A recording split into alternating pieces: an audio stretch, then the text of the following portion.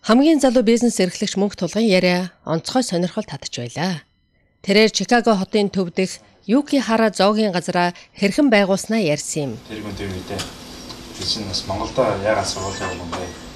Тэгээд чи аярлаа би хийж бодож часан гэхдээ яг хөө би өөртөө зорилго таваад би ирээдүйдээ тэр ирсэн би буудалд ажиллаж байсан байхгүй юу?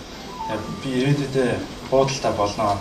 Би өөр ресторанта болно гэж өөртөө зорилго тавьсан. Тэгээд дараа нь би 2-3 ресторанд ажиллаад тэгээд сүүлд нь 3 жилийн өмнө Чикагод очив. Тэгээд тэнцэн нэг ресторанд ажиллаж байгаа. Би сая дээр ресторан жил хагас өмнө олж авсан. Тэгээд одоо өөрөө юм хийх гэж байгаа. Тэгээд ресторан бизнес нэг хэцүү. Гэхдээ яг эхний жил бол хэцүү байсан. Одооноос миний бизнес одоо айгүй тогтож эхэлж байгаа. Тэгээд юм байна. Бизнесийн гэсэн нь хэцүү гэдэг юм байна. Тэгээд би бизнесээ ялангуяа их жоохон даг. Одоо би өөрөө их залуу одоо би 24-тэй. Тэгээд их юм үзэж байна. Тэгээд бас хаяа би бас боддгийн. Арайч залуудаа бизнес эхэлчихвээ те.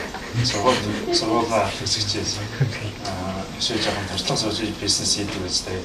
Бодгийн. Тэгтээ яхаа тусмаа таахаа. Ингэсэн шуурга хэлээ. Тэгээд ийм их амжилттай байна.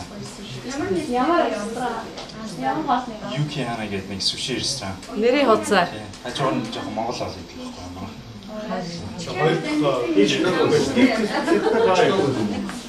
Тэгээд одоохон дээр байхгүй байна.